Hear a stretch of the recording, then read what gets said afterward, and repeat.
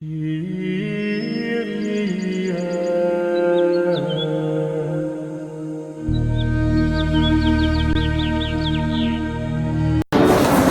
já deu boa noite à pessoa que está do seu lado? Você conhece a pessoa já que está do seu lado? Se não conhece, conheça. Dê boa noite. Diga assim: seja bem-vindo, meu irmão, minha irmã. Olhe para essa pessoa que está do seu lado e diga: que bom que você veio. Diga assim: Jesus te ama. E eu também. E hoje estamos aqui. Continue sendo, e hoje estamos aqui para louvar o Senhor. Acho que estão animados mesmo? Eita, Jesus, mas vão ficar, né? Graças a Deus. Reunidos aqui, só para louvar o Senhor. Novamente aqui, em união, algo bom vai acontecer, algo bom desce para nós. Reunidos aqui, só para louvar o Senhor. Com os irmãos aqui nas palmas, só para louvar o Senhor. Com os irmãos aqui em união, algo bom vai acontecer, algo bom Deus tem para nós. Com os irmãos aqui, só para louvar o Senhor. Com a mãozinha, com Maria aqui, só para louvar o Senhor. Com Maria aqui, algo bom vai acontecer, algo bom Deus tem para nós. Com Maria aqui, só para louvar ao Senhor. Quer ver todo mundo feliz, hein? A alegria está no coração de quem já conhece. Eu já conheço a verdadeira paz. Sabia que já conhece a Jesus.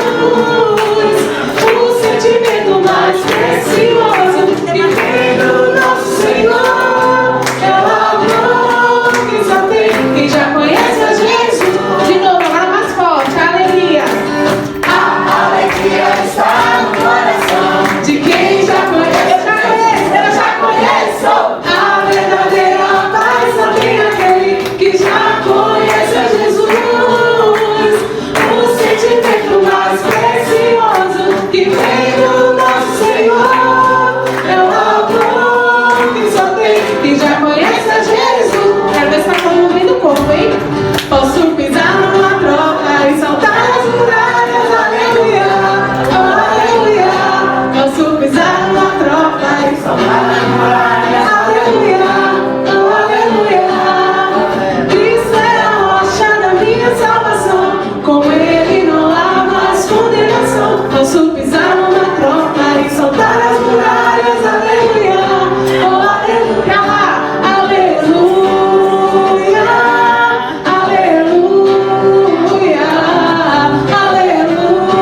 aleluia, aleluia. O sentimento mais precioso que vem do nosso Senhor é o amor que só tem quem já conhece a Jesus. Eu sou feliz porque meu Cristo quer. Eu sou feliz porque meu Cristo quer. Felicidade não é coisa qualquer. Eu sou feliz porque meu Cristo quer. Vamos lá, eu acho que nem todo mundo conhece essa musiquinha. Ela fala assim: eu sou feliz porque meu Cristo quer. Eu sou feliz porque meu Cristo quer. Felicidade não é coisa qualquer. Eu sou feliz porque meu Cristo quer. Agora eu quero ver todo mundo cantando bem bonito, tá bom? Com convicção, porque nós somos pessoas felizes, não somos? Você é feliz? Eu sou. Você é feliz? Você é feliz? Você é feliz? Somos felizes porque temos o amor de Deus no nosso coração. Então vamos cantar isso? Eu sou feliz porque meu Cristo quer. Eu sou feliz porque meu Cristo quer. Felicidade não é coisa qualquer. Eu sou feliz porque meu Cristo quer. Eu sou feliz porque meu Cristo quer. Eu sou feliz porque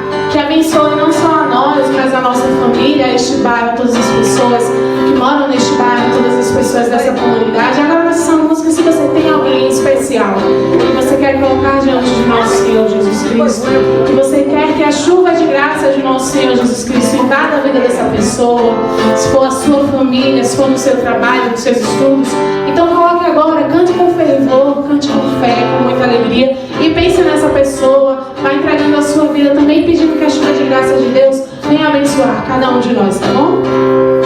Nas palmas. Há uma chuva de graça aqui, está chovendo sobre todos nós, e quem mais se entregar, mais se molhará. Há uma semente pra germinar, e muitos frutos a se produzir, na terra do coração, derrama a tua graça. Assim ó, chuva de graça, pedimos a ti, chuva de graça, derrama em nós, chuva de graça neste lugar, derrama. Chuva de graça, pedimos a ti, chuva de graça, derrama em nós, chuva de graça neste lugar, derrama. Há uma chuva de novo, há uma chuva de graça aqui, está chovendo sobre todos nós, e quem mais se entregar, mais se molhará. Há uma semente para germinar, há uma semente para germinar, e muitos frutos a se produzir, na terra do coração, derrama a tua graça. Chuva de graça, vamos pedir, chuva de graça, pedimos a ti, chuva de graça, derrama em nós, chuva de graça neste lugar, derrama. Chuva de graça, pedimos a ti, chuva de graça, derrama em nós, chuva de graça neste lugar, derrama. Agora feche os seus olhos neste momento, coloque a mão no seu coração e vá pedindo a Deus a chuva de graça na sua vida, a chuva de graça na sua família, porque nós estamos aqui para essa formação de hoje extremamente importante, nós como cristãos católicos, e nós precisamos entender e ter a consciência de tudo o que aconteceu antes, para que nós hoje pudéssemos estar aqui celebrando este dia. Nós temos a consciência de que o próprio Deus se fez carne, nasceu, cresceu, habitou no meio de nós e deu a sua vida por cada um de nós. Deu a sua vida numa cruz por cada um de nós. Eu convido você agora a olhar para esta cruz que nós temos aqui. Olhe somente para a cruz.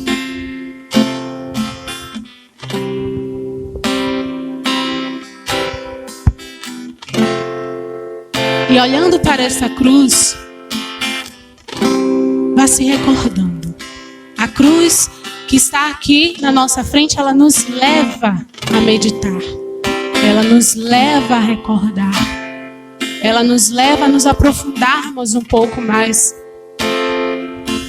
no mistério da encarnação de nosso Senhor Jesus Cristo e na sua paixão, morte e ressurreição.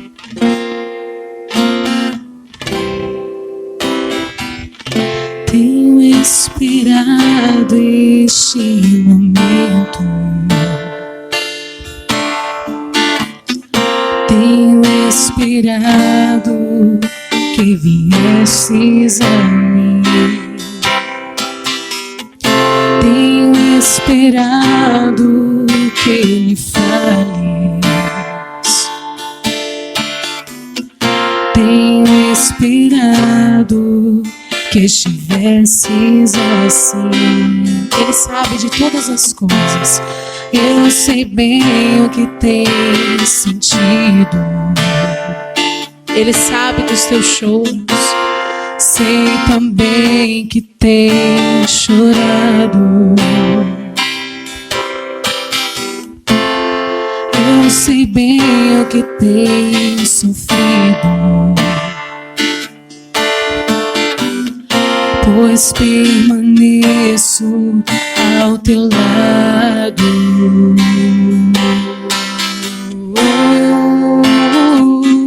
Ninguém te ama como eu. Ninguém te ama. Ninguém te ama como eu.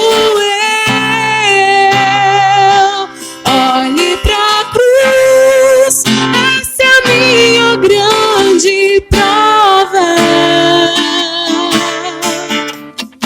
Ninguém te ama como eu. Ninguém te ama como eu. Ninguém te ama como eu. Olhe pra cruz, foi por ti, porque te amo. Ninguém te ama como eu.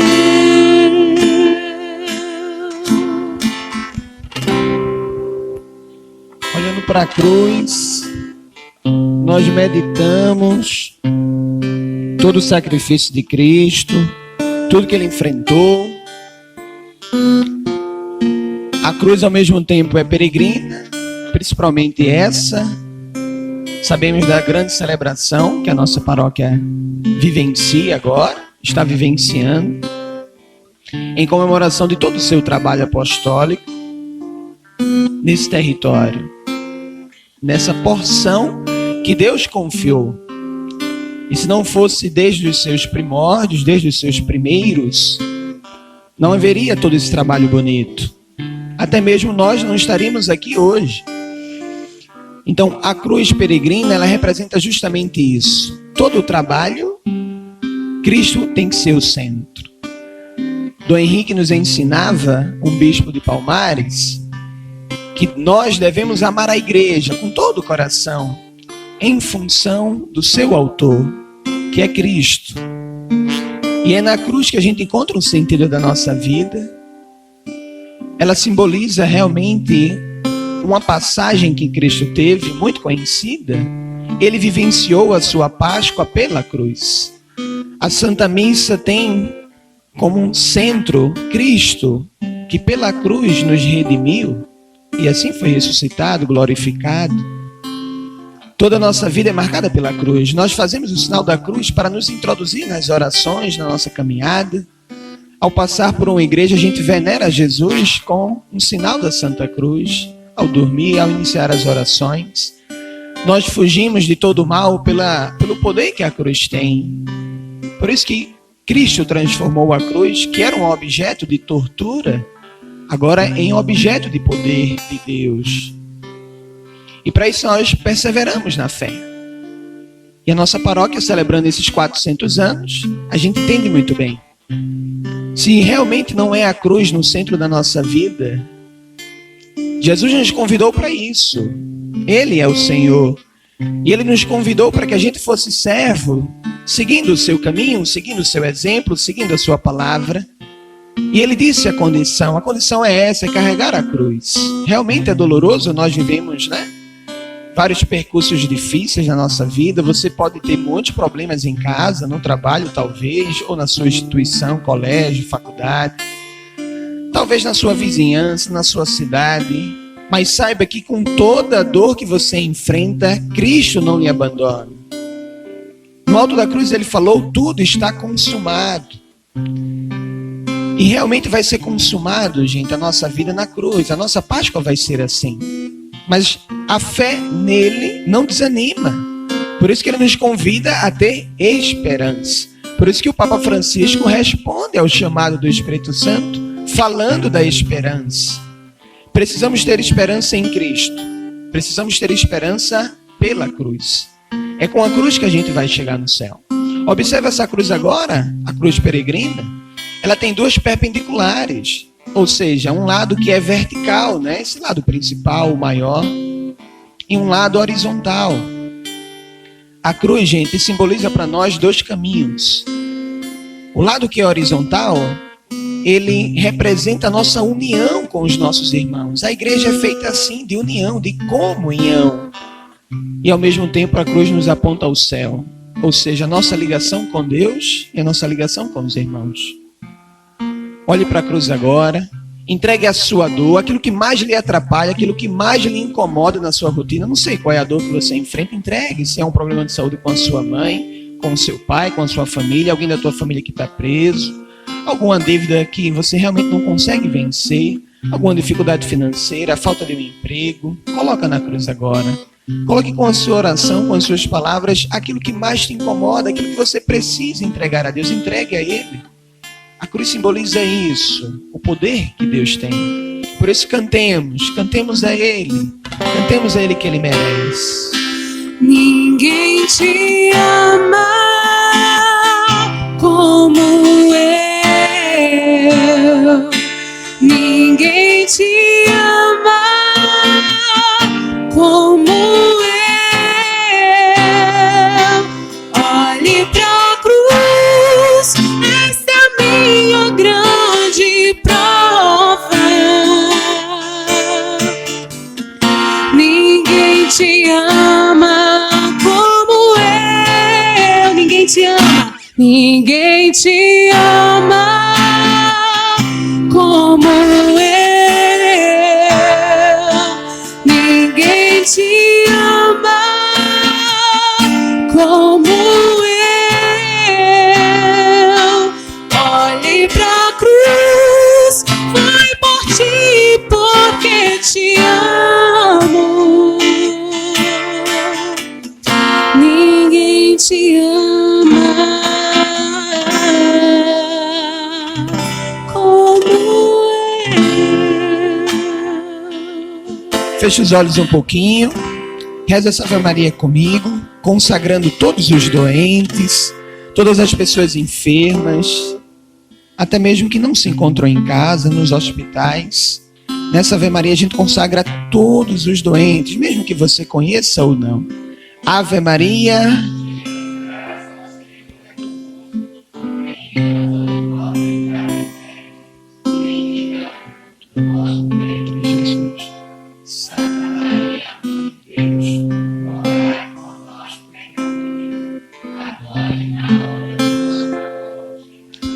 Amém, gente. Queria chamar aqui agora Padre Myron, um amigo, para nos ajudar na formação de hoje. A minha voz já não está nem tão agradável. Vamos impor as mãos sobre ele, rezar uma Ave Maria, consagrando tudo aquilo que Deus vai falar, tudo aquilo que Deus vai nos instruir através do Padre. Então consagra a sua missão, seu apostolado, seu coração. Continua confiando ele na Virgem Maria, ele que é filho predileto de Nossa Senhora, para que ele continue encaminhando e tudo aquilo que nós possamos ouvir sirva para a nossa edificação na igreja, para a nossa caminhada na fé, para a confusão do demônio e para a maior glória de Deus. Ave Maria, cheia de graça, o Senhor é convosco. Bendita sois vós entre as mulheres, bendito é o fruto do vosso ventre, Jesus. Santa Maria, Mãe de Deus, rogai por nós, pecadores, agora e na hora de nossa morte. Amém, gente.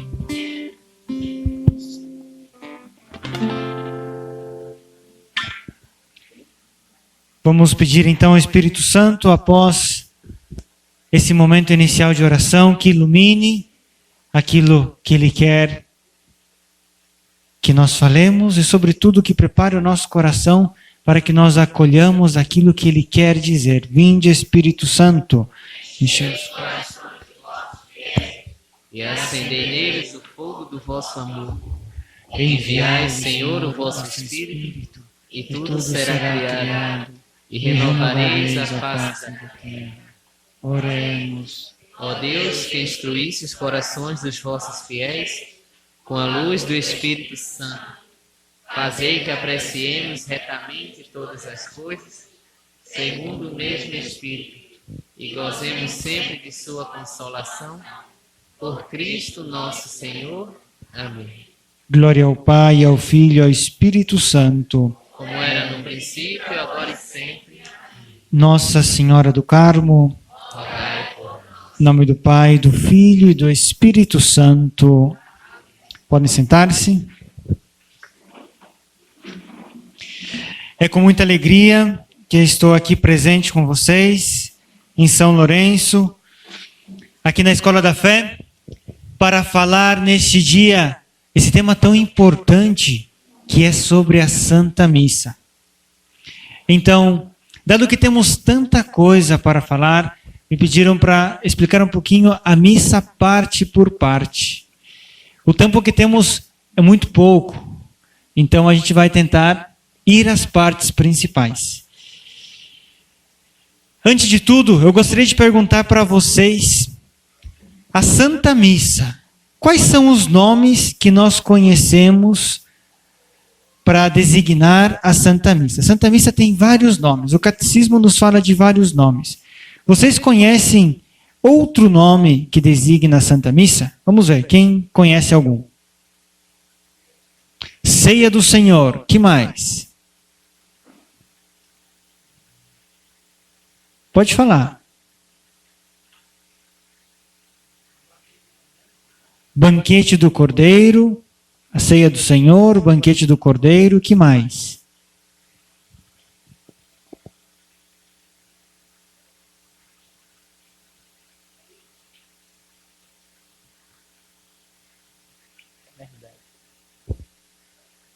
Pode, não, como disse aqui, se é quem não, pode falar. Sacrifício, santo sacrifício, muito bem. Celebração eucarística.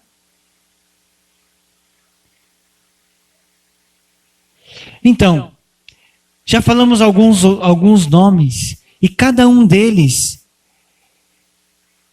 toma um aspecto importante dessa celebração eucarística, da Santa Missa, o santo sacrifício, memorial da morte, da paixão do Senhor e da sua ressurreição, o banquete do Cordeiro, a Santa Ceia. A Santa Missa tem duas grandes partes: a liturgia da palavra e a liturgia eucarística.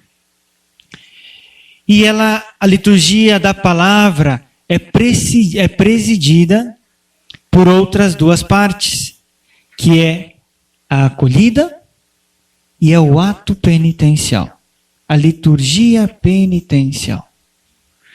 E após a liturgia eucarística, nós temos a parte da bênção do envio.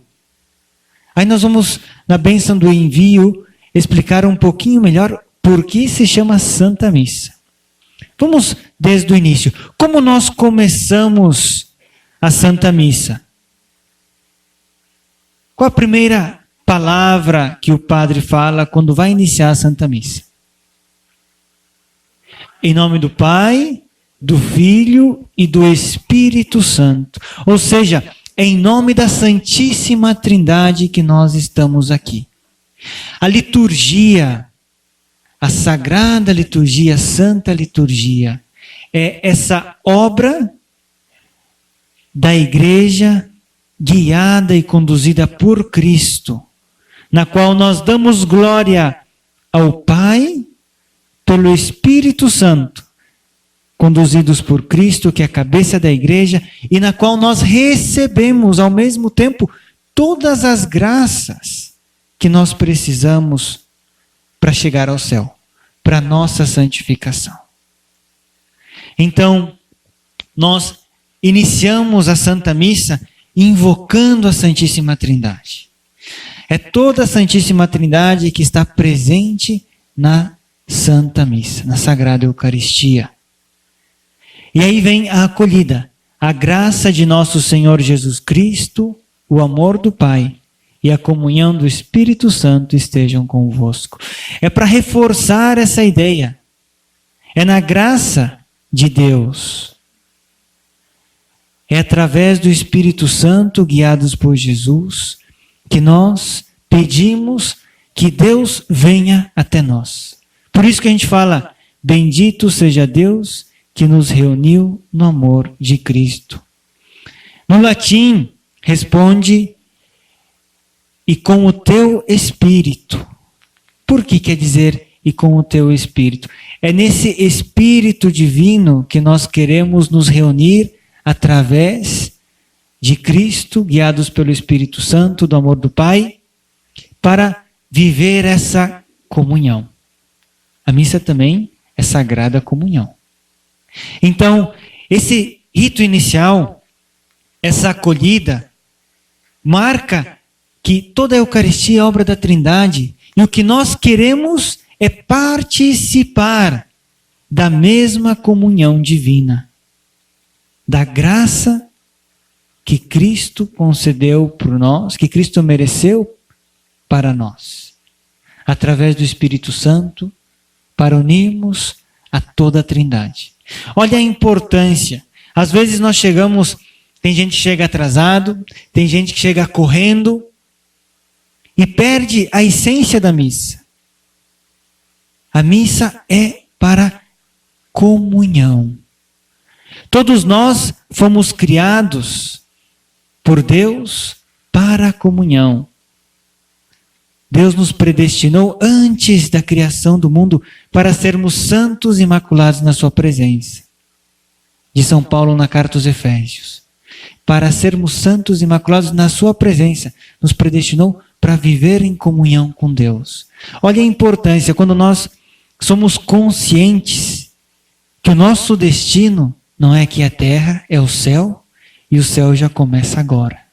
Quando nós estamos na comunhão com Deus. Porque o céu é estar na comunhão com Deus, é estar na presença de Deus. O reino que Cristo nos prometeu já começa nessa terra. Quando o Rei, que é Jesus, reina nos nossos corações. Nós somos templos do Espírito Santo.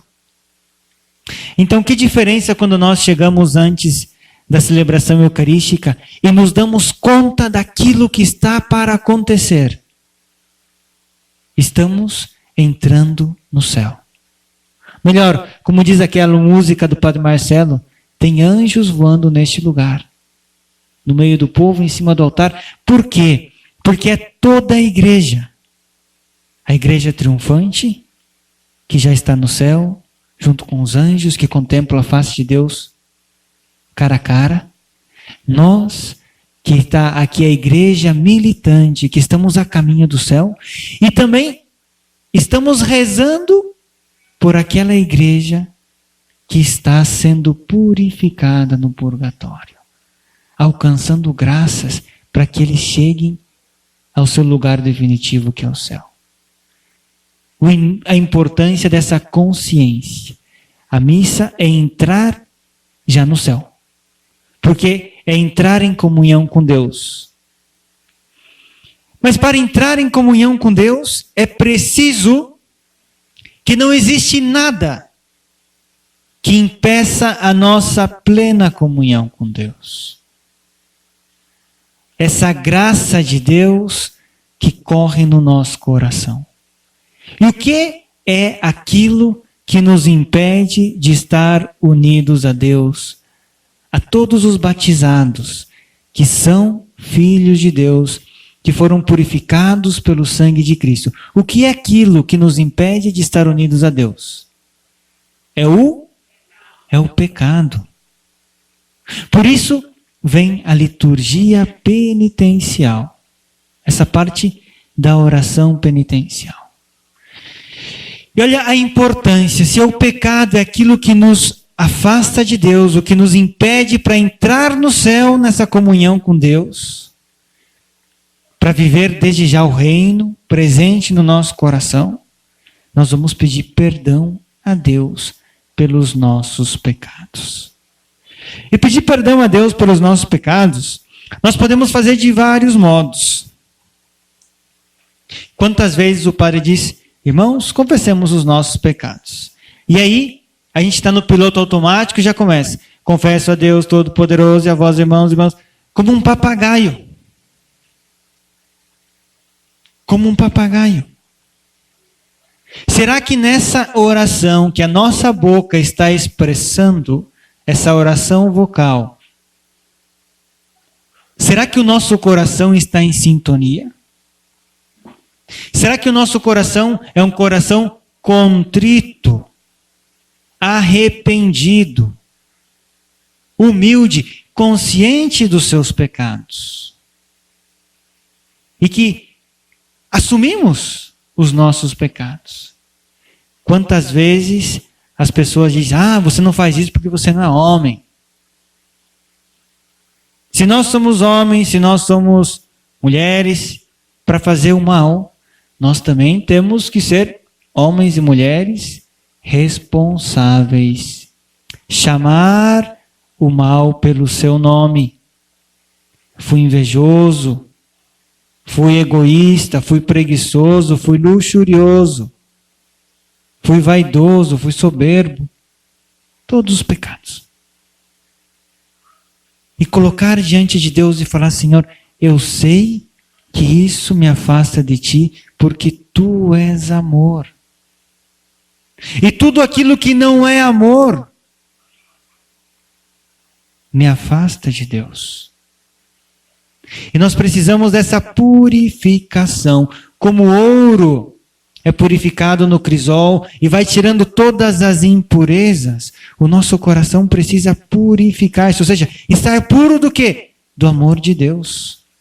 Senão, como que nós vamos querer ter comunhão com Deus? Entrar nessa comunhão com Deus. Nós falamos que a missa, o objetivo disso é entrar em comunhão com Deus. Ser um só coração e uma só alma com Jesus Cristo. Então aqui, no ato penitencial, é muito importante olhar para o nosso coração. Pedir que Deus ilumine a nossa consciência e mostre o mal que nós cometemos e o bem que nós deixamos de fazer. Quantas vezes conscientemente nós não fazemos o bem quando devíamos fazer e ainda podíamos ter feito esse bem. Muitos tipos de bem, desde uma palavra de consolo até morder os lábios para não ofender o irmão. Até parar o nosso pensamento para não julgar o irmão dentro do nosso pensamento. Então, reconhecer esse pecado, levar diante do coração de Deus e dizer: Senhor, pequei contra o céu e contra Ti. Tem piedade de mim que sou pecador. Piedade, ó meu Deus, misericórdia. Com toda a simplicidade de uma criança e com toda a honestidade de um adulto, chegar diante de Deus e dizer: Senhor, eu pequei. Perdoa o meu pecado e me dá a Tua graça. Eu não quero mais pecar. Não quero mais Te ofender. Não quero mais Te ofender no meu irmão. Não quero mais Te ofender em mim mesmo, que sou o Seu templo. E quando nós temos esse coração contrito, esse coração humilde, sincero, quando chamamos as coisas pelo seu nome e colocamos diante do coração de Deus, que é esse coração incandescente de amor, que está ardendo de amor por nós. Se esses pecados são pecados veniais, se esses pecados não são pecados mortais, Deus nos perdoa. E tudo aquilo que pode nos afastar de Deus, Ele purifica. E aqueles pecados mortais, Deus olha o nosso coração. Deus mesmo quis deixar o sacramento da penitência, o sacramento da confissão, para que nós pedíssemos perdão por cada um dos nossos pecados, principalmente por cada um dos pecados mortais. Se nesse momento algum de nós está no pecado mortal, é o momento de reconhecer e pedir a Deus a graça, Senhor, eu estou arrependido. Me dá graça, me dá força para buscar a confissão, porque é ali onde o Senhor vai me perdoar. Se é um pecado mortal, qual é o pecado mortal? Implica a matéria grave. Como que eu sei se a matéria é grave ou não é grave? Tem principalmente os mandamentos. É só pegar os mandamentos.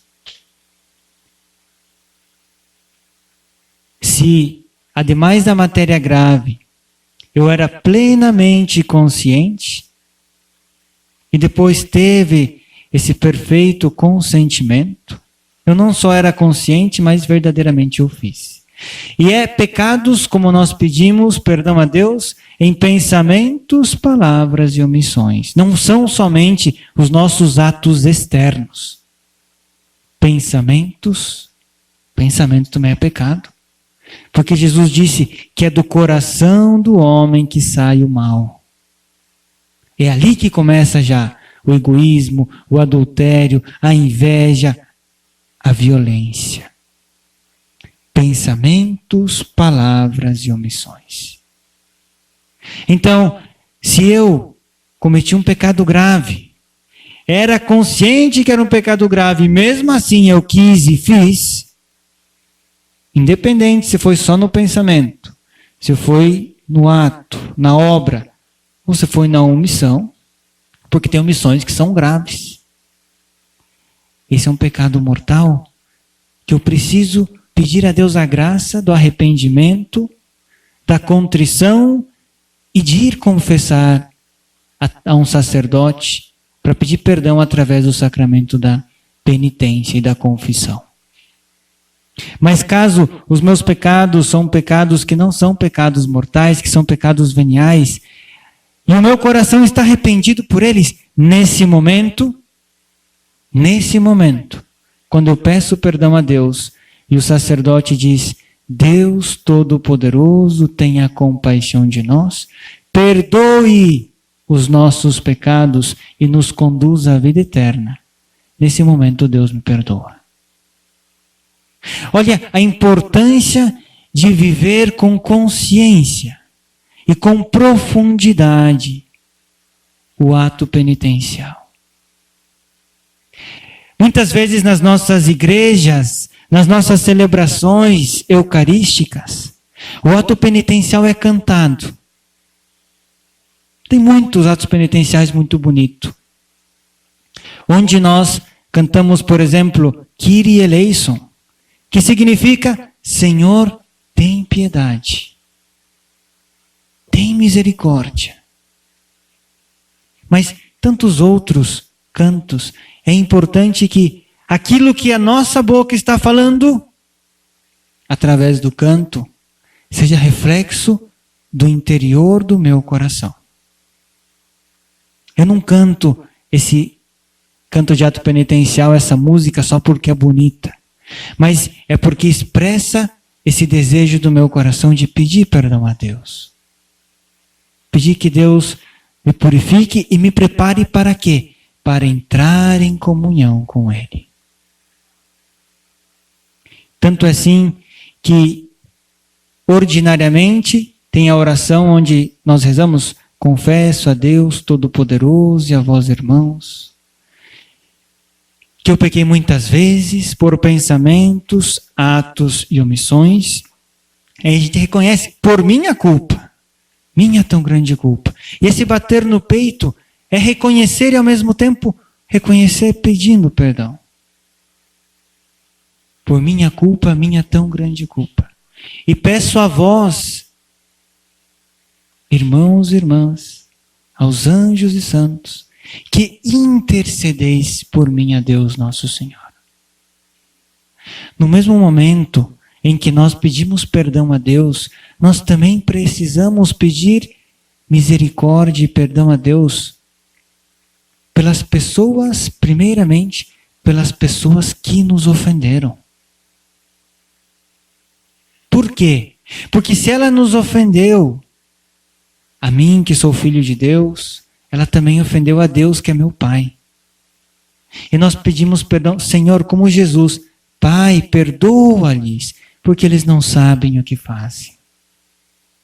Nesse momento nós devemos também pedir, Senhor, tem misericórdia das pessoas que me ofenderam. Jesus não ensinou a que nós também devemos rezar pelos nossos inimigos e fazer o bem àqueles que nos maltratam? Ademais de pedir perdão pelos nossos pecados, peçamos também misericórdia por aqueles que nos ofenderam. Às vezes a pessoa pode dizer, mas, eu pedi misericórdia? Não, ele fez, ele que pague. Na verdade, essa é uma atitude um pouco egoísta, do coração que está ferido pelo mal que sofreu. Mas, quando nós pedimos que Deus tenha misericórdia das pessoas que nos ofenderam, nós pedimos também a Deus que nos liberte do mal que nós sofremos. Porque o mal, quando a gente recebe o mal, quando a gente recebe uma ofensa, a ferida fica em nós também. E todos nós temos experiência disso. Então, é pedir a Deus que nos liberte e que liberte o nosso irmão, para que ele caminhe pelo caminho do bem, para que ele não se afaste de Deus, que ele seja também buscado pelo bom pastor e volte ao redil de Cristo. E pedir perdão ao mesmo tempo, ademais de pedir pelos nossos pecados, por aqueles que nos ofendem, pedir que Deus tenha misericórdia das pessoas que amamos. Porque se nós o que queremos é entrar em comunhão com Deus, é chegar um dia no céu, tenho certeza que ninguém quer chegar sozinho no céu. Que todos nós queremos que todas as pessoas que nós amamos estejam um dia gozando da alegria de Deus lá no céu. Então é nesse momento que nós pedimos, Senhor, tem misericórdia dessas pessoas. Quantas mães, quantos pais pedem perdão, pedem misericórdia a Deus pelos pecados dos filhos ou pelos parentes. Deus vai perdoar. Olha, o perdão implica que o próprio pecador reconheça e peça perdão a Deus e não queira mais pecar. Mas se nós estamos rezando por eles, pedindo misericórdia, nós estamos pedindo que Deus dê a graça para que esse pecador, nosso irmão, nosso filho, nosso amigo, acolha a graça de Deus, para que ele também queira se reconciliar com o Pai das misericórdias. E depois que confessamos os nossos pecados, que o sacerdote dá a oração de absolvição, ainda depois, nós pedimos outra vez, Senhor, tende piedade de nós. Cristo, tende piedade de nós. Senhor, tende piedade de nós. Para confirmar o nosso desejo de pedir perdão. E a nossa atitude de abertura a receber a graça e a não querer mais pecar. Que diferença quando nós vivemos um ato penitencial assim? Sem pressa, com consciência. Logo após, vem um momento muito importante da celebração eucarística, que se chama a oração colecta.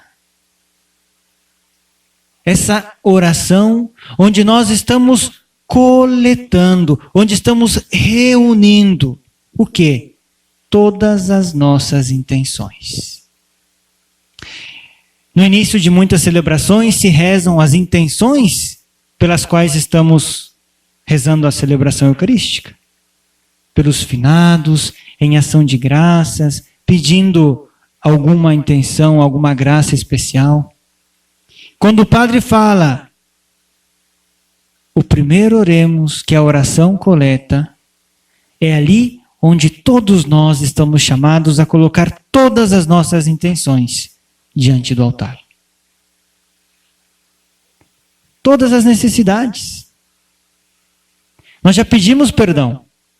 Agora nós vamos pedir aquilo que nós precisamos. E mais tarde, no Pai Nosso, a gente vai repetir a Deus essas petições. Todas as nossas necessidades estão resumidas na oração do Pai Nosso. Pedir primeiro que Deus seja santificado, que Deus seja glorificado na nossa vida. Que o seu reino se instaure no nosso coração, na nossa família, entre as pessoas que amamos, em toda a nossa sociedade. Que Jesus seja o rei, o centro, o critério, o modelo da nossa vida. Que a sua vontade se realize.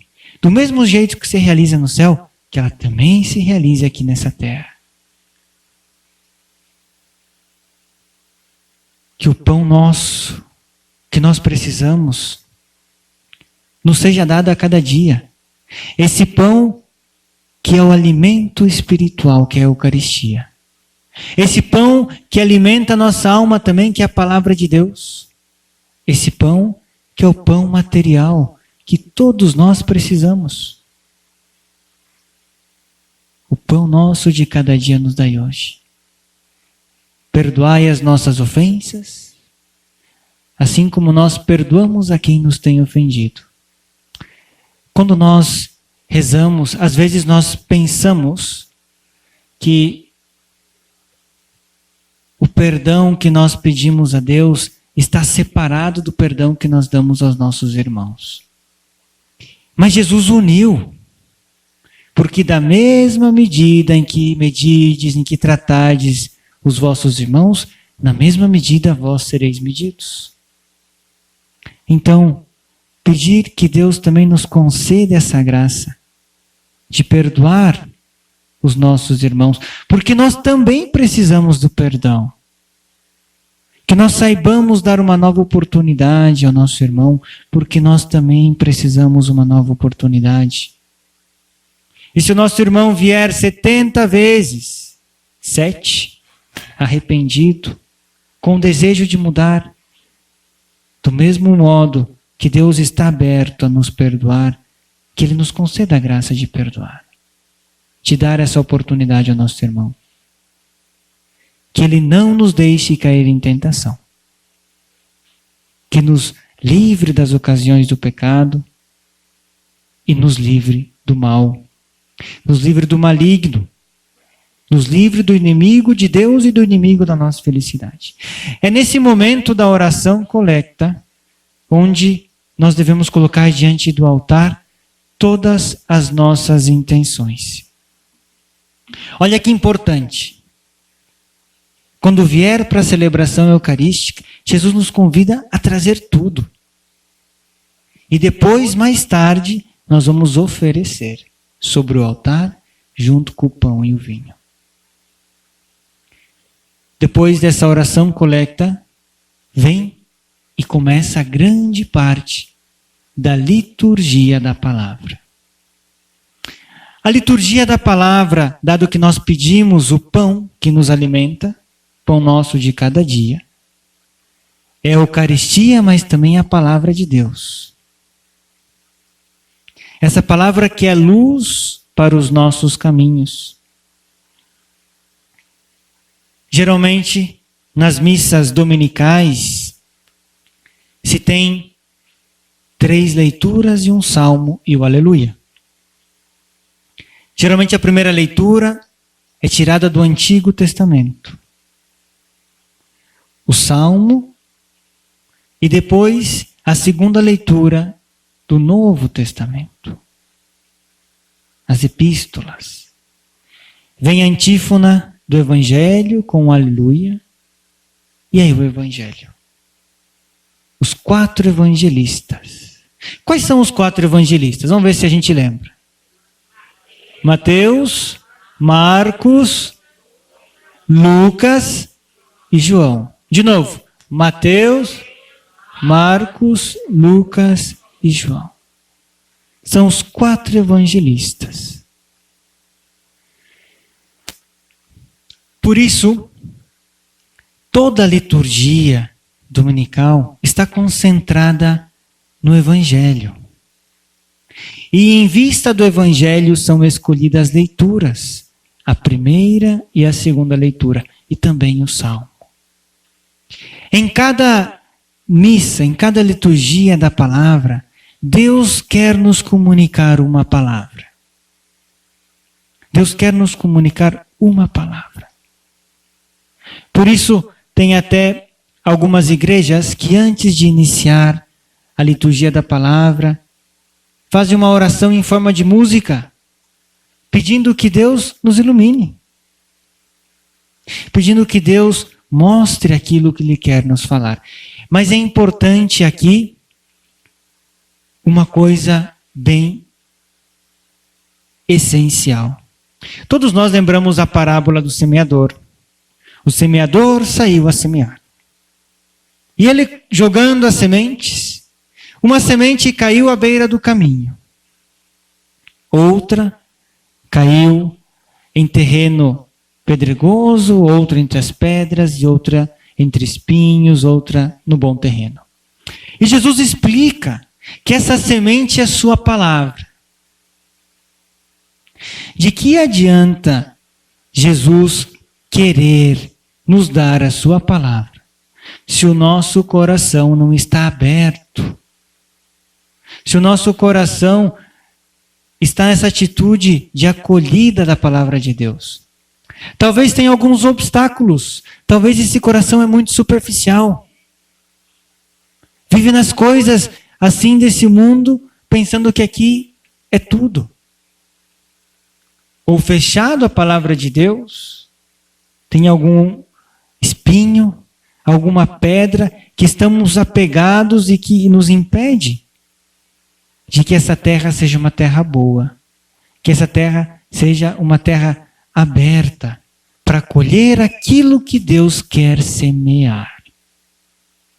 Por isso é muito importante que na liturgia da palavra, primeiro prestemos atenção, mas com o coração aberto, para que essa palavra de Deus fecunde a nossa vida. Depois do Evangelho vem a homilia. E a importância da homilia é ajudar a atualizar essa palavra de Deus para o nosso dia, para a nossa vida de hoje. E por isso o padre, na homilia, ele vai ajudar a que essa palavra de Jesus, que foi dita por Jesus, que foi testemunhada, vivida por Jesus, mas há 2000 anos atrás, mas também que é uma palavra viva, porque nosso Deus é um Deus vivo, e a sua palavra é viva e eficaz. Ela penetra as nossas consciências e move a nossa vontade. A importância também da homilia, de continuar com essa mesma atitude de escuta, de atenção e de abertura, para acolher aquilo que Deus quer nos falar. Se nós pedimos a Deus, o pão nosso de cada dia nos dai hoje, nós devemos pedir em cada celebração eucarística: Senhor, dá-me uma palavra.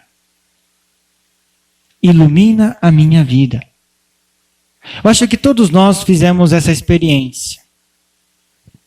Muitas vezes lendo a Bíblia, rezando, meditando, refletindo sobre a Bíblia, de modo pessoal, ou também na celebração eucarística. E tem passagens, a mesma passagem nos fala coisas diferentes. Um dia nos fala algo, outro dia nos fala outra coisa. Por quê? Porque é aquilo que nós precisamos para aquele momento. Mas para que essa palavra se torne viva, fecunda e eficaz, ademais de escutar com atenção e acolhê-la com disponibilidade, é importante que nós coloquemos em prática. Porque senão essa palavra não vai dar frutos. Então, a liturgia da palavra, esses 3 elementos: atenção, a acolhida generosa, para colocar em prática aquilo que Deus quer nos pedir. E aquilo que Deus nos pede a cada dia. E assim, alimentados, nós vamos poder caminhar, seguir caminhando. Após a liturgia, após esse momento da liturgia da palavra, nas missas dominicais, geralmente, nós renovamos a nossa fé. Antes das leituras, até antes da oração coleta, nós damos glória a Deus. E lembramos que Ele é o nosso Criador, o nosso Senhor, o Rei das nossas vidas. Através da oração do glória, do hino de louvor. E através do creio, nós renovamos a nossa fé. O creio foi colocado desde o início da liturgia batismal. Quando alguém era batizado, antes da oração do batismo, do sacramento do batismo, ele recitava a fé. E tanto assim que agora, antes do batizado, a pessoa, se é adulta ou aos pais e padrinhos, se é uma criança, a gente faz esse ato de fé, renúncia a Satanás, e o ato de fé em Deus, Pai, Filho e Espírito Santo, Todo-Poderoso, Criador do céu e da terra, Jesus Cristo, seu único Filho, nosso Senhor, que foi concebido do Espírito Santo, nasceu da Virgem Maria, padeceu sob Pôncio Pilatos, foi crucificado, morto e sepultado. Desceu à mansão dos mortos, ressuscitou ao terceiro dia, subiu aos céus e está sentado à direita de Deus Pai Todo-Poderoso, de onde há de vir a julgar os vivos e os mortos. Renovamos a fé no Espírito Santo, na Igreja Católica, na comunhão dos santos, na ressurreição da carne, o céu, na vida eterna. E concluímos com um amém. O amém que quer dizer, assim seja. Eu creio tudo aquilo que eu disse. Então a importância na nossa fé também, quando renovamos a oração do creio, renovar com esse sentido, que eu renovo a minha fé. Eu acredito. E se eu vejo que tem algum ponto que eu estou fraquejando, é um momento onde eu posso pedir também a Deus fé. É um momento onde eu posso pedir a Deus luz. Onde depois eu posso buscar através do conselho de algum sacerdote, ou através da leitura, do catecismo, da Bíblia, aprofundar a minha fé naquilo que talvez não está tão firme assim. Vem a oração da comunidade, onde pedimos por todas as intenções da comunidade. Começando pela igreja, as intenções do Santo Padre, todas as intenções da igreja, as intenções do nosso país, da nossa comunidade onde estamos, e depois todas as intenções particulares. E assim se conclui esse momento da liturgia da palavra, para começar a grande liturgia eucarística, que se começa com o ofertório. Em dias de festa, geralmente tem uma procissão do ofertório. E o que nós levamos nessa procissão do ofertório? Vamos ver se vocês me ajudam. O que levamos? O pão, o vinho, a água, a Bíblia. O que mais nós podemos levar?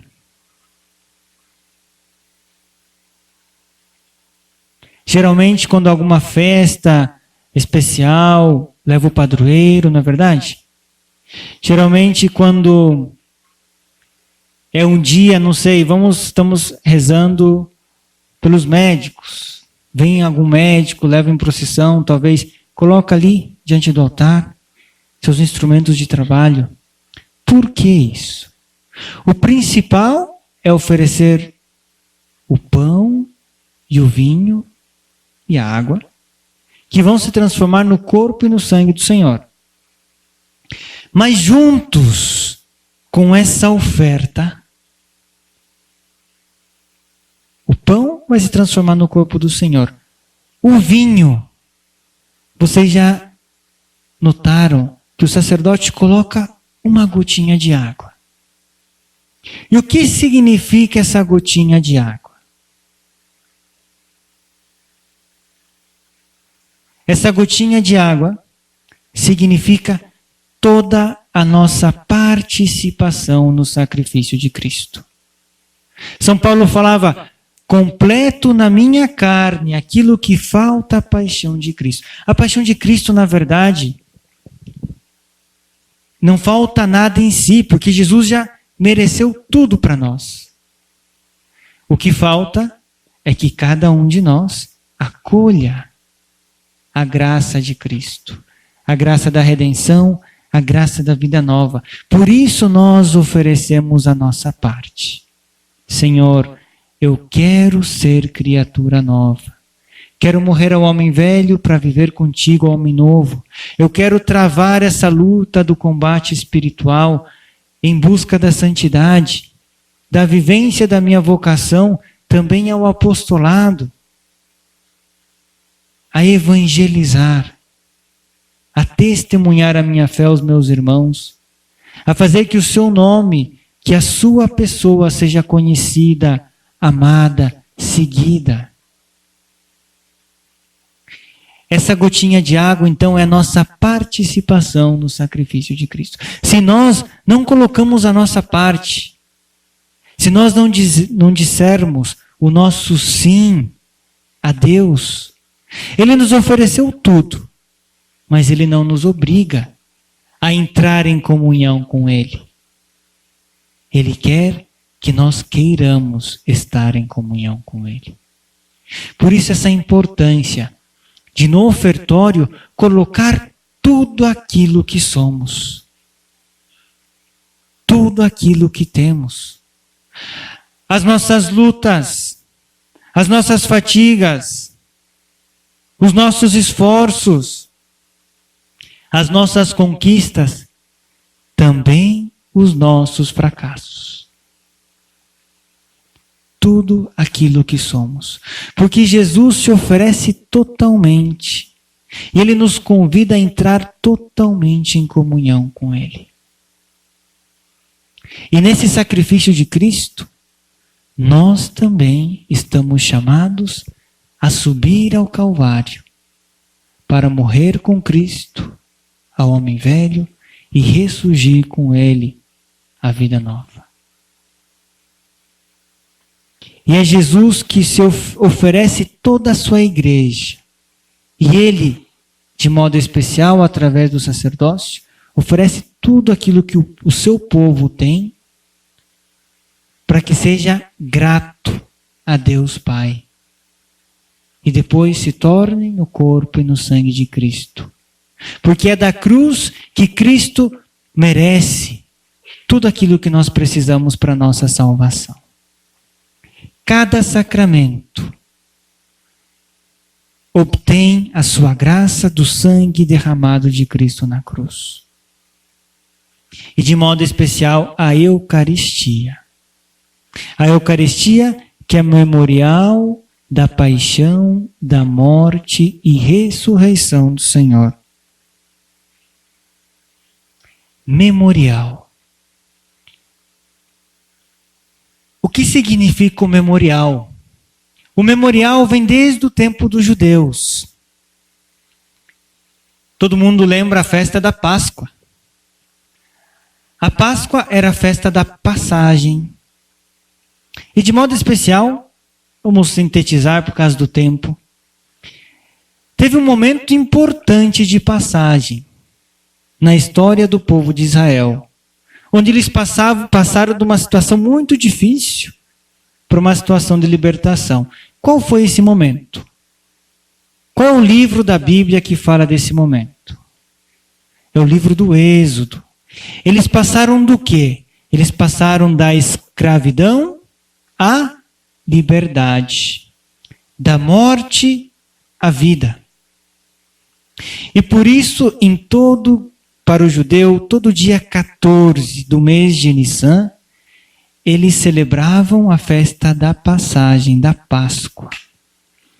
E celebravam em forma de memorial. O que significa o memorial? O memorial não é somente uma lembrança. O memorial é uma oração. Uma oração em que os judeus pediam que aquela ação que Deus fez um dia no passado, aquela ação de libertação, aquela libertação de passagem da morte à vida,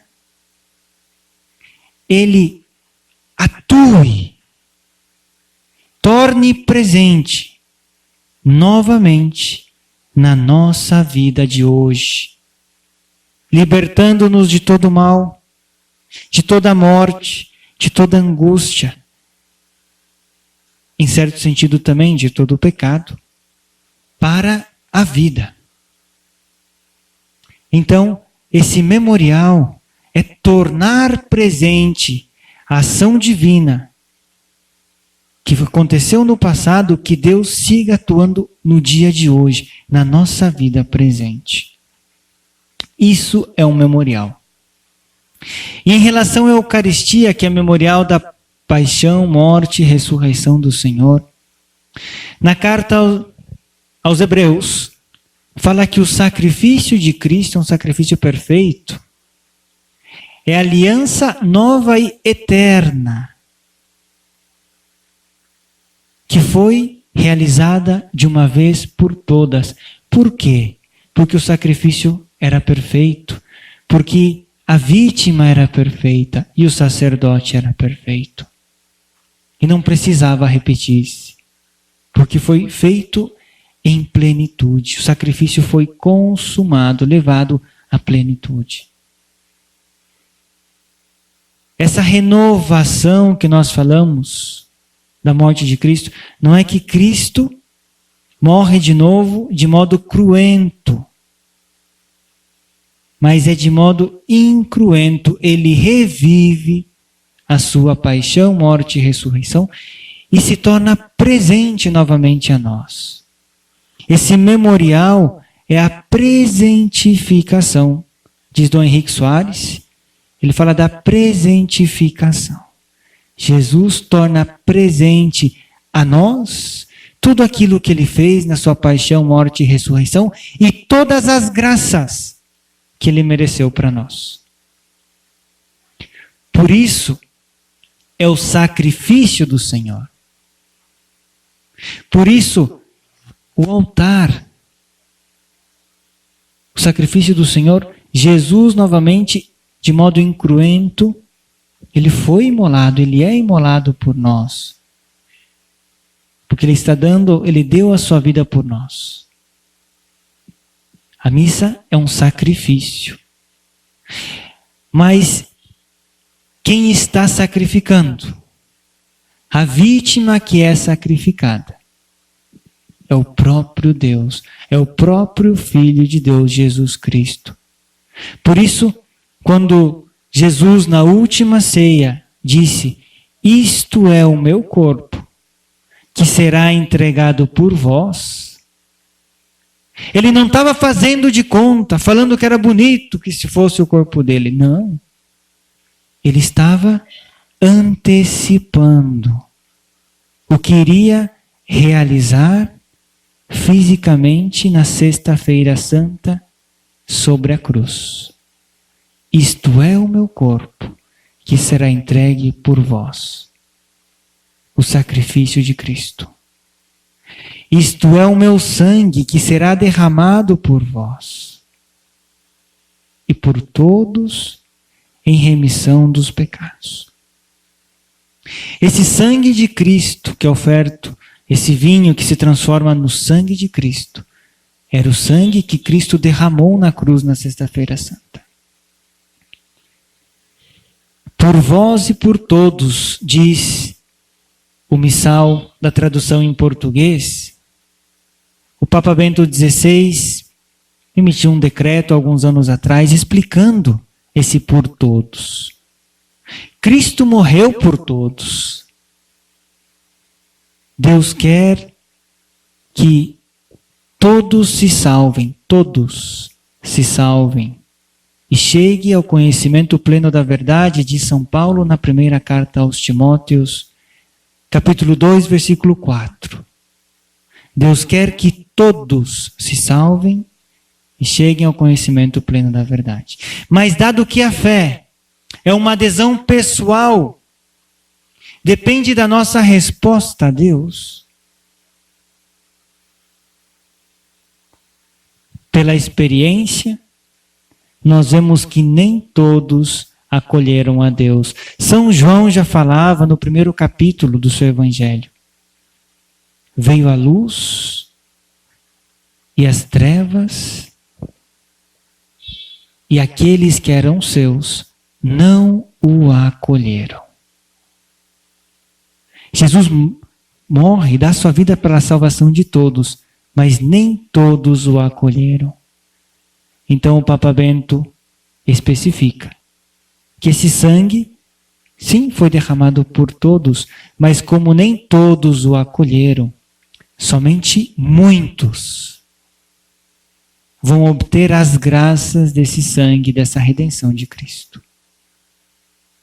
Isso porque algumas vezes tem pessoas que perguntam, é por todos, é por muitos.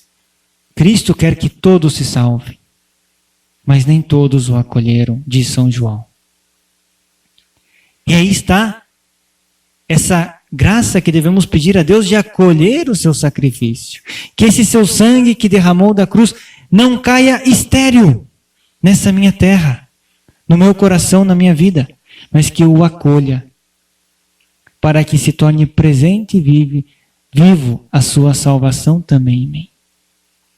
Então, essa Eucaristia que é sacrifício, que é presença real, porque Jesus realmente disse, isso é o meu corpo, isso é o meu sangue.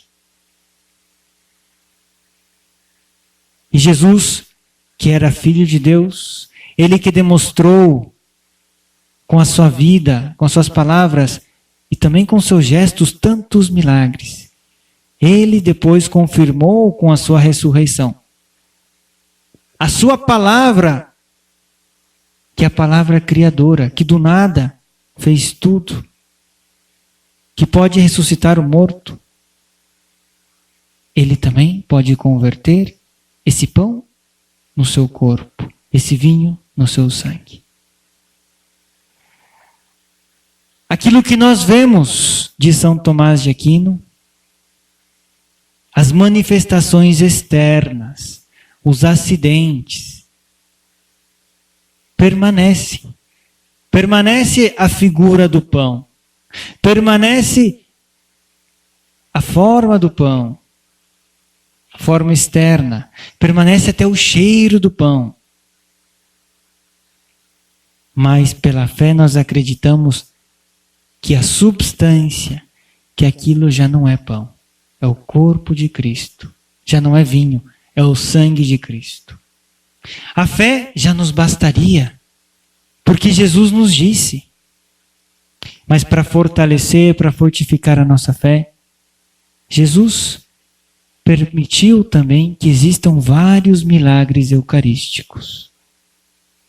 E é interessante, muitos milagres eucarísticos comprovados pela igreja, já são muitos, são vários.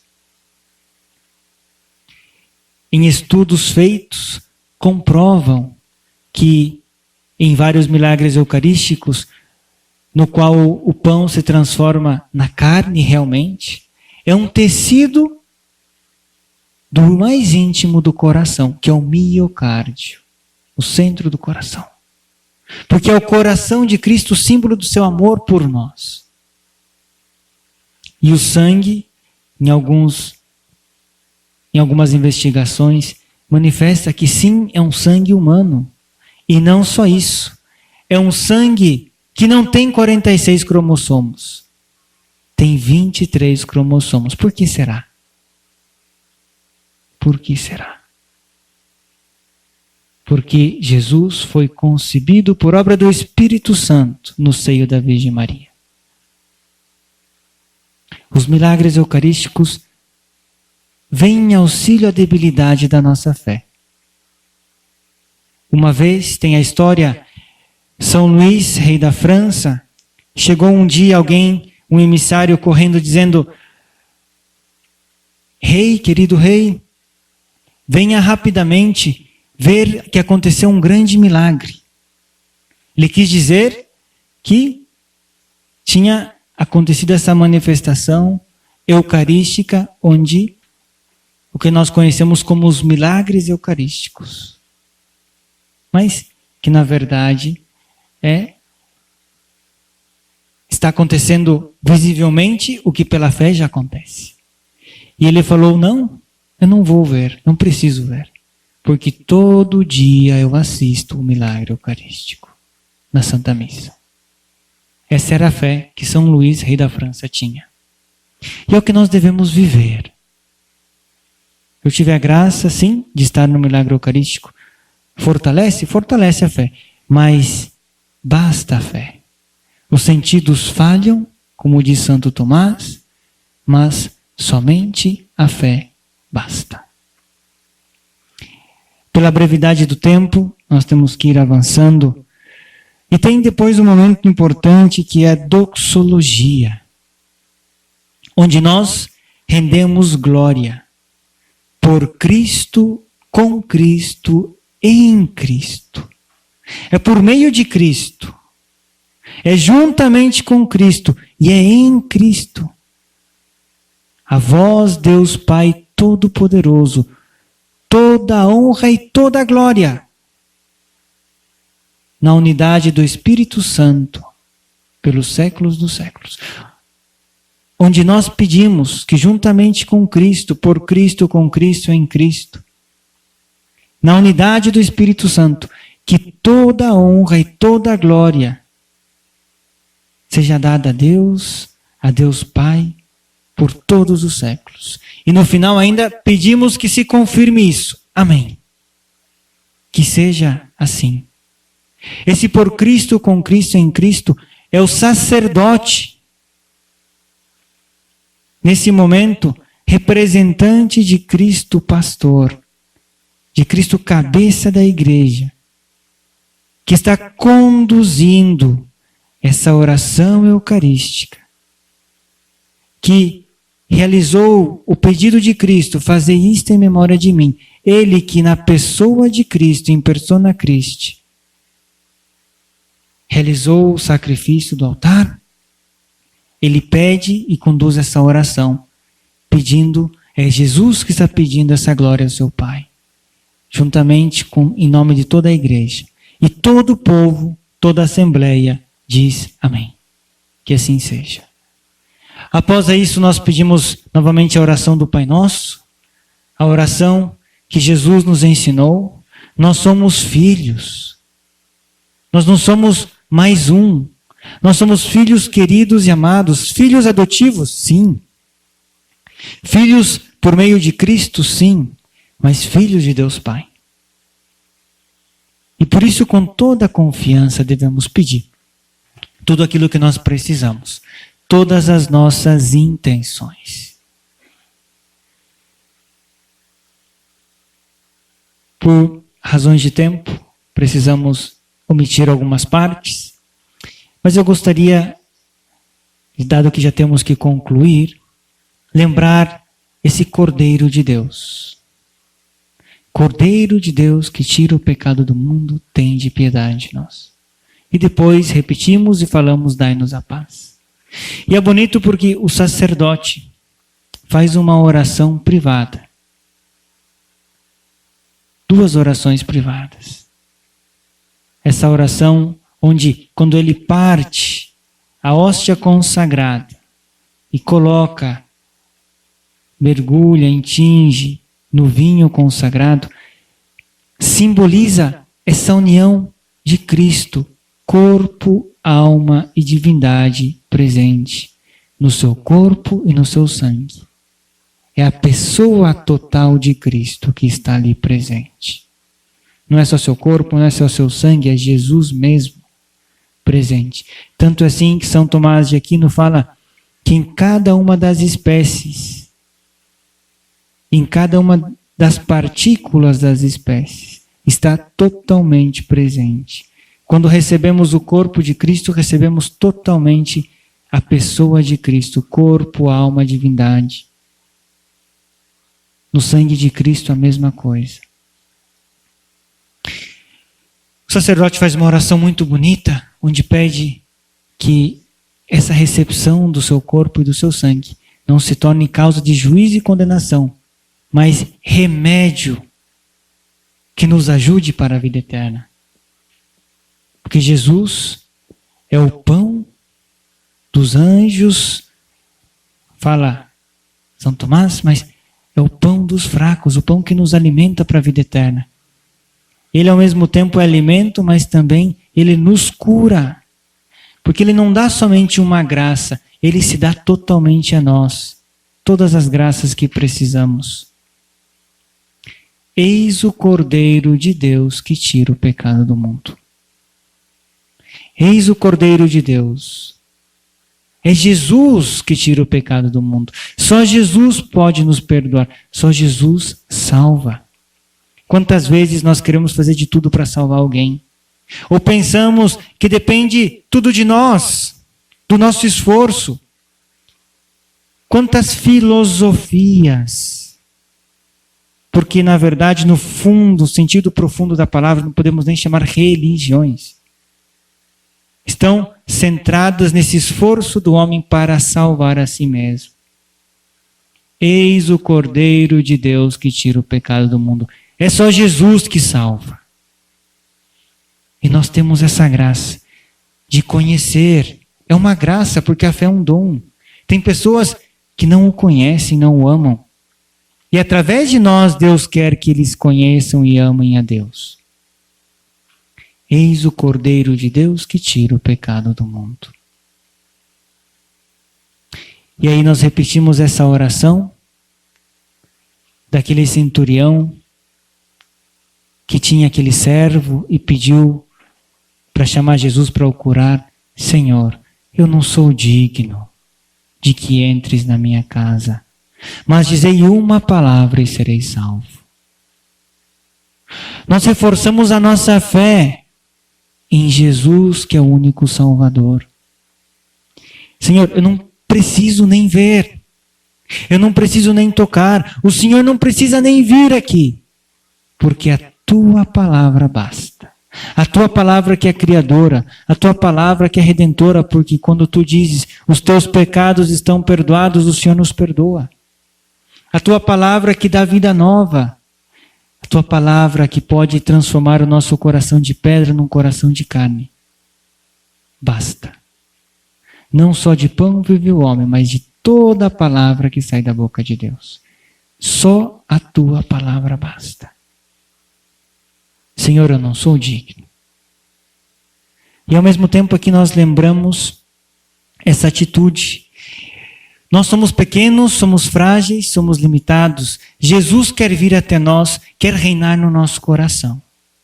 Mas Ele quer reinar num coração que esteja preparado para acolhê-lo. Ainda que a manjedoura de Belém era pequena, era simples, mas não era uma manjedoura suja.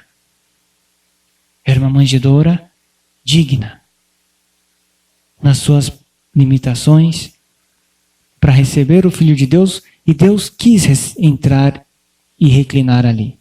Por isso a importância novamente, como diz São Paulo, que o corpo e o sangue de Cristo não se tornem motivo de juízo e condenação. Receber a Jesus no estado de graça. Aquilo que nós vimos antes, na liturgia penitencial, reforçar. Se eu não estou na amizade de Deus, se eu tive a desgraça de cometer um pecado mortal, pedir perdão a Deus e pedir a graça de encontrar, muitas vezes é difícil encontrar um sacerdote, né? Encontrar um sacerdote e pedir perdão através do sacramento da confissão. Para depois, sim, receber a Jesus dignamente na Eucaristia. Muitas vezes o nosso povo, nós, podemos cair nesse engano Ah, mas Jesus sabe, eu preciso recebê-lo. Nós precisamos recebê-lo. Mas nós não podemos colocar Jesus em qualquer lugar. Ele mesmo disse, não dai as pérolas aos porcos. Por isso, em situações ordinárias, pedir perdão a Deus, pedir, Senhor, eu não posso te receber na Eucaristia agora, se estou em pecado mortal, mas pedir, Senhor, vem até o meu coração. Me dá as graças para entrar em comunhão perfeita contigo, porque o sacramento da Eucaristia é o sacramento da comunhão. De que serve eu receber a Eucaristia, o corpo de Cristo, dizer que quero entrar em comunhão com Ele, através desse gesto de receber a Eucaristia, se o meu coração tem algo que não está em comunhão com Deus porque está em pecado? Seria uma mentira. Por isso, a importância da confissão para receber Jesus no nosso coração. Se não é pecado mortal, como falamos antes, e tivemos as devidas disposições, Deus perdoou os nossos pecados veniais no ato de contrição. Bem feito. E depois, recebendo a Jesus na Eucaristia, ter esse momento importante da ação de graças. Temos ao Senhor dos Senhores, ao Rei dos Reis no nosso coração. Nós devemos concluir, porque se foi o tempo, mas eu só quero concluir com esse rito, que é o rito de despedida, e ao mesmo tempo é o rito de envio. Depois da bênção que o sacerdote dá, depois da oração conclusiva, que a gente pede todas as graças que precisamos receber na celebração eucarística, vem essa bênção e o envio. Ide em paz e o Senhor vos acompanhe. Respondemos graças a Deus. Essa é a tradução ao português. No latim diz, ite missa est. E o povo responde, Deo gratias. E significa ide. É um imperativo presente. Ide. Sois enviados. Sois enviados para quê? Para testemunhar aquilo que os nossos olhos viram. Aquilo que os nossos ouvidos escutaram. Aquilo que a nossa mão tocou. Isso vos anunciamos. Assim começa São João a sua primeira carta. Nós somos enviados para testemunhar aquilo que nós vimos, escutamos e tocamos. Jesus, o Filho de Deus que se encarnou para nos salvar. Tanto amou Deus ao mundo que enviou o seu único Filho, para que todo aquele que nele acredite tenha a vida eterna. Jesus nos envia para quê? Para que mais pessoas possam conhecê-lo, possam acreditar nele, amá-lo, viver na amizade com ele e ter a vida eterna. Por isso, a celebração eucarística, em certo modo, ela não é totalmente concluída.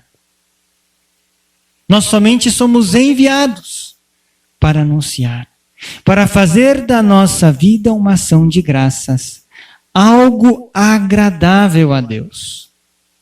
Para que aí, na próxima celebração eucarística, no ofertório, nós possamos oferecer as nossas boas obras agradáveis a Deus. O nosso esforço para levar a mensagem de Cristo. O tempo é curto, é uma introdução, essa explicação da missa parte por parte. Espero que tenha podido falar as coisas principais. E gostaria de deixar brevemente algum tempo para perguntas, se é que temos tempo ainda. Tempos para perguntas. Se alguém tem deste lado alguma pergunta, alguma dúvida sobre a celebração eucarística. Ah, mas padre, sobre o purgatório, outro dia. Sobre a celebração eucarística. Alguém tem desse lado, aproveite agora, fale agora ou calem-se para sempre. Tem alguém aqui alguma pergunta, alguma dúvida, algo que não entendeu? Esse lado vai se preparando, hein? Tem alguém que tem sem vergonha, pessoal. Sem medo, sem receio. Se acanhe, não. Dou-lhe uma. Dou-lhe duas. Tem alguém desse lado que gostaria de fazer alguma pergunta sobre a celebração eucarística? O pessoal da coordenação vai pensando em alguma pergunta aí. Porque se não tem nenhuma pergunta, de duas uma. Ou está tudo entendido ou não entenderam nada.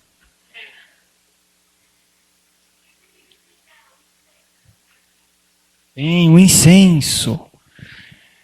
Tem mais alguém? Vão todas as perguntas, depois vai ser todas as respostas. Vamos explicar sobre o incenso. Tem alguma outra pergunta? Pode falar, bem forte. Tá? Perfeito. Não é depois da consagração, mas perfeito. Que mais? Então guarda para a próxima. Que mais? Duas perguntas, duas respostas e encerramos. Incenso. O incenso foi introduzido na liturgia desde o começo. Por quê? Olha quando foi introduzido a liturgia, o incenso na liturgia. Quando os reis magos visitaram o menino Jesus, o que eles trouxeram? Ouro, incenso e mirra. Para que serve o incenso? Para que servia o incenso na antiguidade? O incenso era oferecido às divindades. As divindades, para que esse doce odor fosse agradável às divindades e eles assim acolhessem os pedidos do povo. Isso vem desde a antiguidade. Por isso, quando os reis magos vieram, eles ofereceram também incenso em reconhecimento a Jesus, Filho de Deus. Rei dos reis, Senhor dos senhores, Deus. Desde o início da liturgia, e de modo especial nós vemos nas liturgias, na nossa, mas de modo especial nas liturgias orientais, tem muito incenso. O incenso, em certo sentido, sinal dessa santificação, dessa consagração a Deus. Isso está oferecido a Deus, está consagrado a Deus, pertence só a Deus. E que essa nossa oferenda seja agradável a Deus. Que a nossa oferenda seja agradável a teus olhos. Por isso vem o incenso. Partir o pão.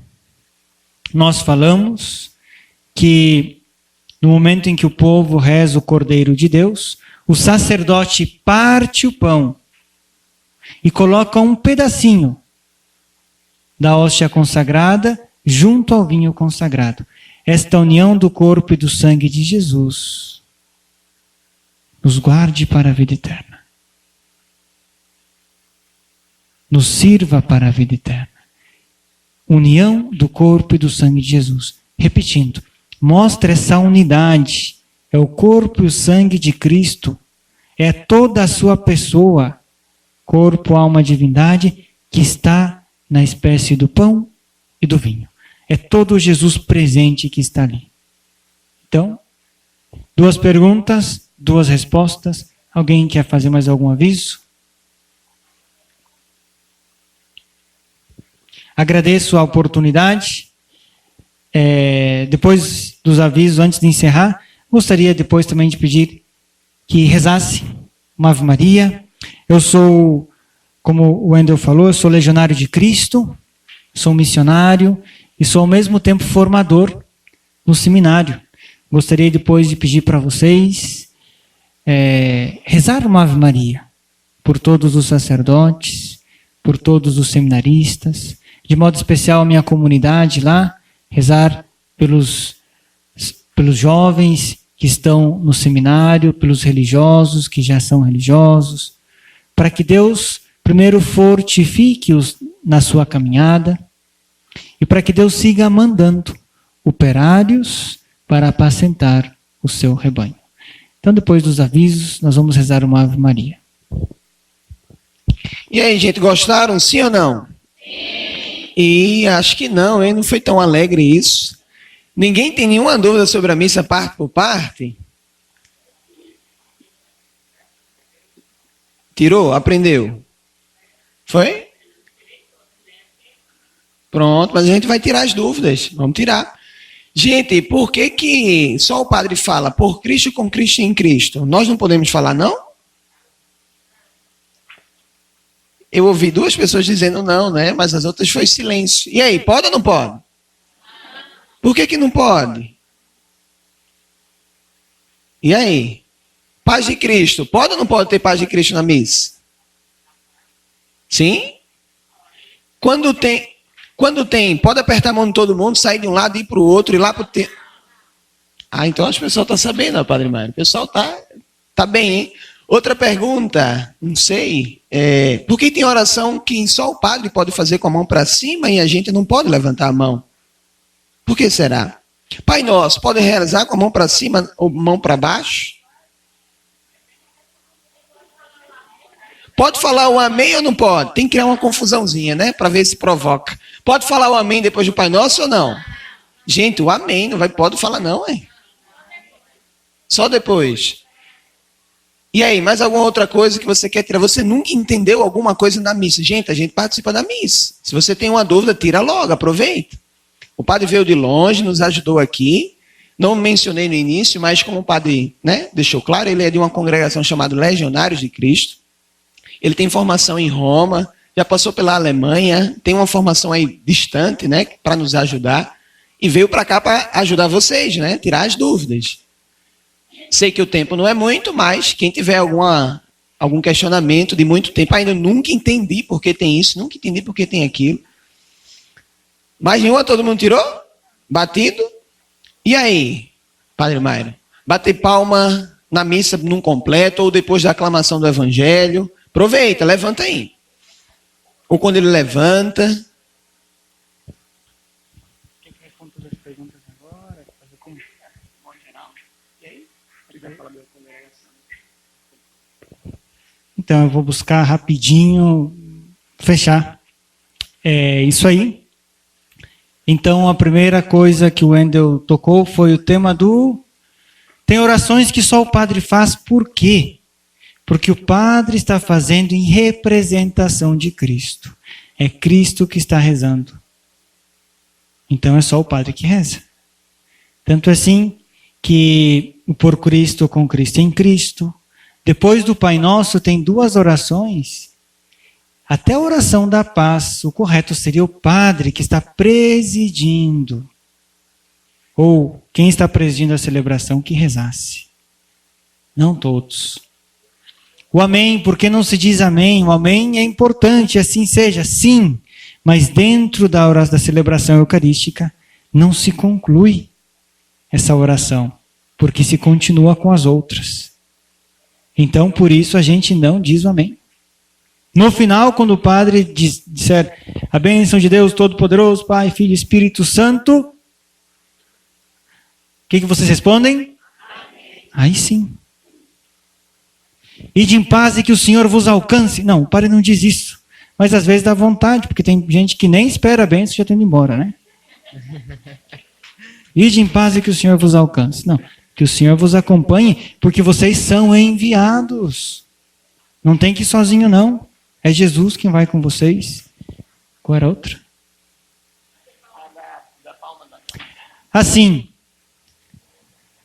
a missa, como nós vimos, memorial da paixão, morte e ressurreição do Senhor, é a ceia do Senhor porque nós comungamos com Deus.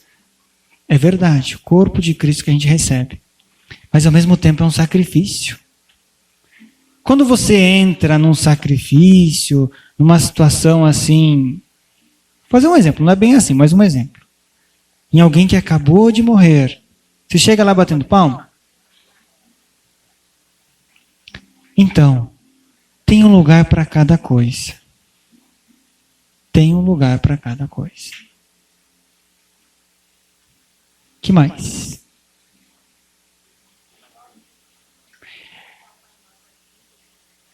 Rezar com as mãos para cima. Sim, eu entendo. Existem, desde o tempo dos judeus, existem posturas ao rezar. Tem a postura de rezar em pé. Geralmente, rezar em pé vem desde os judeus, essa atitude de respeito com Deus. Eu não estou sentado, jogado de qualquer jeito. Não. Se eu estou falando com Deus, estou pedindo algo a Deus, eu estou em pé. Pela presença de Jesus na Eucaristia, o rei está ali. Antes, no tempo da Idade Média, tempo dos imperadores, diante do rei as pessoas se ajoelhavam e até se prostravam, não era verdade? Então tem momentos na Bíblia que, conscientes que o rei está ali, nós nos ajoelhamos. De modo especial na consagração, Jesus realmente está ali. Tem pessoas que têm esse belo gesto de receber Jesus ajoelhado, porque é consciência da sua presença. Então, rezar com as mãos estendidas é símbolo desde os judeus da oração de súplica. Tem momentos que quem está presidindo a celebração está presidindo, ele vai na frente. Por isso é ele que está com a mão levantada pedindo. O povo não precisa. Por quê? Porque já tem alguém que está representando ele. Então, é esse sentido. Porque tem momentos que é permitido e tem momentos que não é permitido. Na nossa oração pessoal, não tem nenhum problema levantar as mãos, pedir a Deus, é um símbolo da nossa súplica. Em qualquer dúvida, é tão simples hoje buscar o YouTube. Coloca lá, missa no Vaticano, e vê como é que o Papa está celebrando. Não? Vê como é que o Papa celebra. Tem muitas missas, desde São João Paulo II, Papa Bento XVI, Papa Francisco, como eles celebram a Eucaristia. E como o povo assiste também a Eucaristia. Porque a Eucaristia não é só assistir como telespectadores, é participar ativamente. E participar ativamente não significa que eu tenho que me expressar, fazer tudo aquilo que eu posso. Não. Fazer aquilo que me compete, aquilo que me corresponde. É viver aquilo que nós falamos parte por parte. E vocês viram que essa participação ativa é muito interior, que tem depois algumas manifestações exteriores. A sabedoria é dar a cada coisa o seu peso, é colocar cada coisa no seu lugar justo.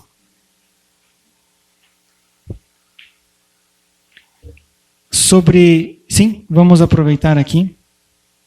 Os legionários de Cristo, nós somos sacerdotes, somos missionários, somos religiosos, e nós fazemos parte de um movimento católico cuja missão é a formação de apóstolos, líderes cristãos.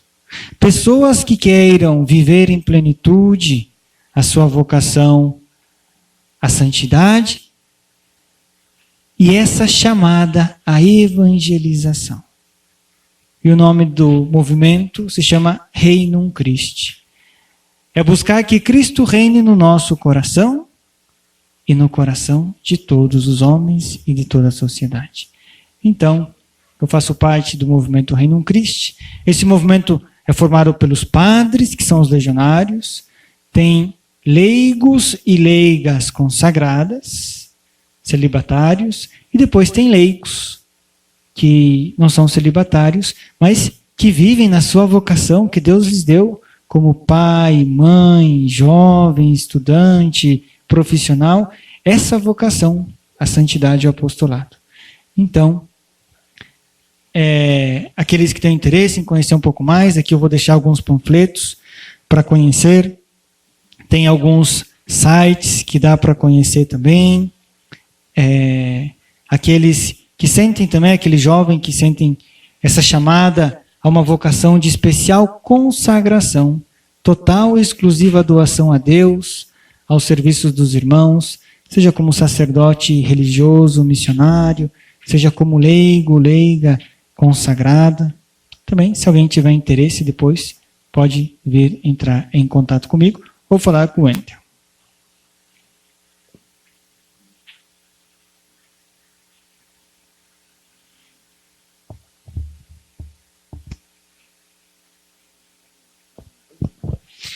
Gente, vamos rezar uma Ave Maria pelo Padre, consagrando a sua missão, seu apostolado, todo o seu trabalho, tudo aquilo que a gente ouviu. Nessa Ave Maria a gente consagra também toda a sua missão, congregação, o Reino Cristo, os sacerdotes. Gente, precisamos rezar pelos padres, isso é uma necessidade, é uma urgência. Se a gente tem carência de sacerdotes nas paróquias, né, na arquidiocese, nas dioceses, no Brasil, é porque a gente precisa rezar para que Deus floresça. E ao mesmo tempo que Deus mande sacerdotes, né, fiéis à igreja. Então nessa Ave Maria, entregando a Nossa Senhora, a gente consagra justamente hoje, dia de Nossa Senhora do Carmo, para que ela nos envie sacerdote, para nos ajudar trabalhando nessa messe. Rezando, Ave Maria, cheia de graça, o Senhor é convosco, bendita sois vós entre as mulheres, bendito é o fruto do vosso ventre, Jesus. Santa Maria, Mãe de Deus, rogai por nós, pecadores, agora e na hora de nossa morte. Amém, gente. Pode sentar um pouquinho.